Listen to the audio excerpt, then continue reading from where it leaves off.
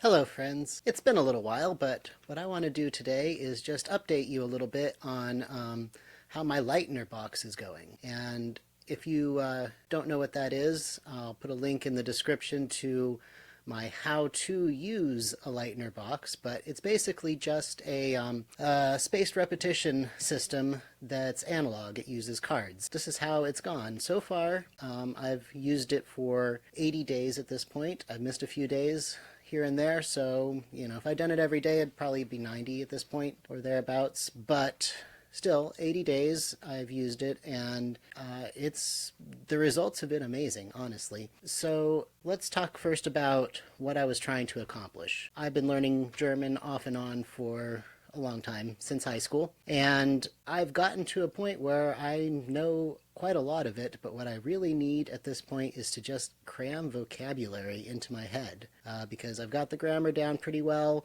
and that vocabulary is the next thing. I decided to start with this book, 200 German Verbs, which I got in high school, and I actually got through that pretty quickly. So I then added flashcards from 501 German verbs. And the reason I chose verbs to start with is because in German, if you know what the verb is in a sentence or the multiple verbs, then you've got a really good start in figuring out what it actually means and what's going on. So I wanted to know as many of those as possible so I'd have fewer to look up when I'm trying to read something. But there was actually there were some words that were in the 200 and not in the 500.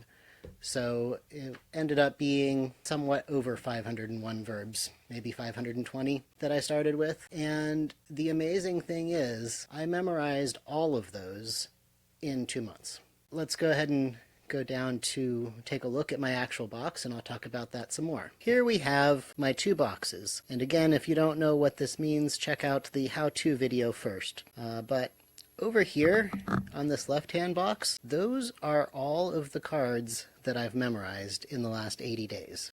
You can see that's a lot. That's quite a bit more than 500 because, like I said, I finished the 520 or whatever in about 60 days. Now I've been adding new vocabulary from various sources to just keep it going. You might wonder, with all of these things in the completely retired box, how do I remember them after I'm not reviewing them if they're not in the system anymore? So what I've come up with is every time I go through a cycle of sessions, get back around to 0, I put a little hash mark at the top in pencil so that I know how many times around. So as you can see right now, I'm at 80 days exactly. And my plan of attack, which I've already done once, every 5 times, so every 50 days, I'll go back through everything that I have in this completely retired box. And anything that I don't remember after those 50 days, go back into the waiting to be put back into the system pile. So those will just run back through again. It was actually a fairly small number of cards that went back into the system after that first 50 days. Some of them are still in the system a little bit. They're still bouncing around. They're ones that are hard to remember for some reason.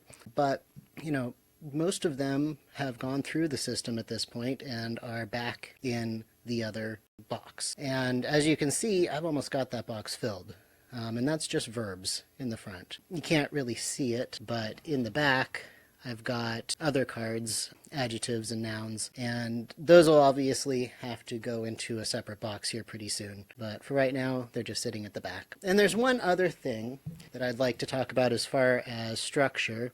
Really the only change that I've made, other than adding that 50-day review, is you might remember, if you watched the other video, that I used these just pink cards as dividers in the retired folder to keep track of which day the retirement happened. That worked fine, but the pink cards are the same size as the white cards, so it was kind of hard to pick out the correct number of cards each day. So instead, I've made myself some dividers. Kathleen Spracklin uses junk mail, she says, for making dividers. What I did was I had some old folders from the 90s when I was in high school, and I ran across those not too long ago. They had some stuff in them that I moved to the filing cabinet, and then I was left with these folders that were pretty cool looking. I didn't really want to throw them away, but they weren't really useful. They were kind of worn, and I don't use folders anymore anyway. because I'm not in school. So I cut them up to make dividers, and they're just a little bit bigger. These are 3x5 cards, so I cut the dividers to 3¼ by 5. And so now it's really easy to find where the divisions are. And I made a bunch of them. I'll be using them in my Zettelkasten as well. And if you don't know anything about the Zettelkasten, then you should definitely search for that if you're interested in analog knowledge development. I highly recommend Kathleen Spracklin. I'll leave a link to her. She has an excellent series of many videos that cover everything that every question that you could think of. If there's a question that you have that she hasn't covered, she's very responsive. Just ask her in the comments and she'll probably make a video for you, or give you a link to where she covered it before. I've had some people ask me about flexibility with this, and my response is that it's very flexible. Like, when I was at the height of studying the German verbs, when I was really trying to get those 500 in, I was adding 15 new cards a day. And that was a lot. And it was probably too fast, because even though they moved out of current into the other folders pretty quickly, when I reviewed them on the later dates, a lot of them had to come back because I didn't remember them. So 15 cards per day turned out was a little too much to cram into my brain. And so when I started to feel overwhelmed with all of those cards coming back, well, I just cut back on how many I added each day. Some days I didn't add any new cards because I had so many that had come back. Other days I might add 1 or 2 new ones. You know, progress is progress. As long as I'm making progress, I'm happy. It doesn't need to be a speed run. So, you know, you can certainly vary how many cards you put in each day to whatever workloads that you can handle. The other thing, as far as flexibility, and this was a big problem for me when I tried to use Anki as a digital flashcard system, is that what happens if you miss a day, or what happens if you miss a bunch of days? In Anki, if you miss a bunch of days, then you get all of your cards because they've all come up, and then if you happen to get them right, then you're probably never going to see them again, because it's going to be a very long time before you see any of those cards again. And I didn't like the way that worked. It really didn't fit my mind. But with this, if you miss a day, then just pick up wherever you left off. And there's a good chance that, you know, if you've missed a bunch of days, then a lot of the things that you have in the system might have to go back to current to be reviewed, but then they just go right back into the regular system. So what's next with my Leitner box? Well, I'm going to continue adding more vocabulary. There's plenty more to learn. These 500 plus verbs that I've learned have definitely helped with reading comprehension and not having to look up so many words when I'm trying to read something or translate something. So definitely huge success there, and I want to keep building on that. I've got a number of various books on how to learn German. They have vocabulary lists. That's the fastest way to get new vocabulary words for me. I do pick some out of my reading, but that's kind of time consuming because, you know, you have to notice it and then write it down and then look it up. So I just don't have the time really to put into making vocabulary cards that way, other than a few.